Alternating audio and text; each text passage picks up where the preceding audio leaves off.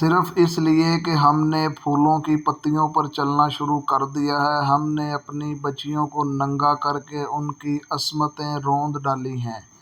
میری نظریں فلسطین پر لگی ہوئی ہیں۔ تم میری راہ میں پھول ڈال کر مصر سے بھی اسلامی جھنڈا اتروا دینا چاہتے ہو؟ سلطان صلاح الدین ایوبی نے سب کو ایک نظر سے دیکھا اور دبدبے سے کہا، اٹھا لو یہ پھول میرے راستے سے۔ میں نے ان پر قدم رکھا تو میری روح چھلنی ہو جائے گی۔ ہٹا دو ان لڑکیوں کو میری آنکھوں سے، ایسا نہ ہو کہیں میری تلوار ان کی زلفوں میں الجھ کر بیکار ہو جائے۔ حضور کی جاہ حشمت، مجھے حضور نہ کہو۔ سلطان صلاح الدین ایوبی نے بولنے والے کو یوں ٹوک دیا جیسے تلوار سے کسی کی گردن کاٹ دی ہو۔ سلطان صلاح الدین ایوبی نے کہا، حضور وہ تھے جن کے نام کا تم کلمہ پڑھتے ہو اور جن کا میں غلام بے دام ہوں، میری جان فدا ہو اس حضور صلی اللہ علیہ وسلم پر جن کے مقدس پیغام کو میں نے سینے پر کندہ کر رکھا ہے۔ میں یہی پیغام لے کر مصر آیا ہوں۔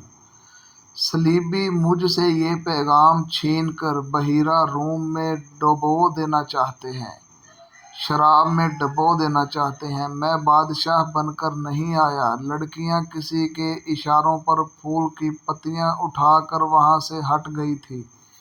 سلطان تیزی سے دروازے کے اندر چلا گیا۔ ایک وسیع کمرہ تھا جس میں ایک لمبی میز رکھی گئی تھی جس پر رنگ رنگ پھول رکھے ہوئے تھے۔ ان کے بیچ روسٹ کیے گئے بکروں کے بڑے بڑے ٹکڑے، سالم مرغ اور جانے کیا کیا رکھا گیا تھا۔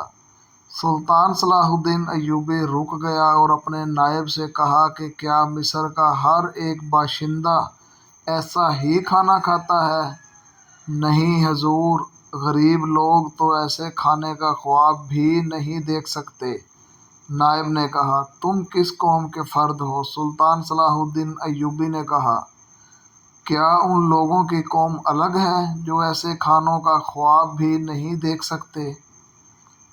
کسی طرف سے کوئی جواب نہیں آیا۔ اس جگہ جتنے ملازم ہیں اور جتنے سپاہی ڈیوٹی پر ہیں، ان سب کو بلاؤ اور یہ کھانا ان کو دے دو۔ سلطان صلاح الدین ایوبی نے ایک روٹی اٹھائی، اس پر 2-3 بوٹیاں رکھی، نہایت تیزی سے روٹی کھا کر پانی پیا اور باڈی گارڈز کے کمانڈر ناجی کو ساتھ لے کر اس کمرے میں چلا گیا جو وائسرائے کا دفتر تھا۔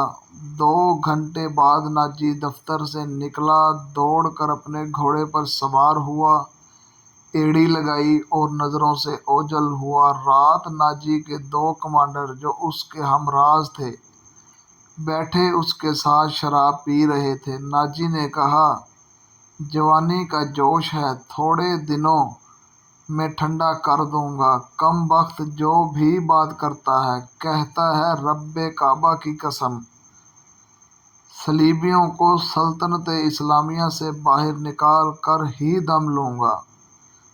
سلطان صلاح الدین ایوبی رحمۃ اللہ علیہ ایک کمانڈر نے طنزیہ کہا، اتنا بھی نہیں جانتا کہ ملت اسلامیہ کا دم نکل چکا ہے، اب سوڈانی حکومت کریں گے۔ کیا آپ نے اسے بتایا نہیں کہ یہ 50,000 کا لشکر سوڈانی ہے اور یہ لشکر جسے وہ اپنی فوج سمجھتا ہے، صلیبیوں کے خلاف نہیں لڑے گا؟ دوسرے کمانڈر نے ناجی سے پوچھا، تمہارا دماغ ٹھکانے ہے اور وش ہے؟ میں اسے یقین دلا آیا ہوں کہ یہ 50,000 سوڈانی شیر صلیبیوں کے پرخچے اڑا دیں گے۔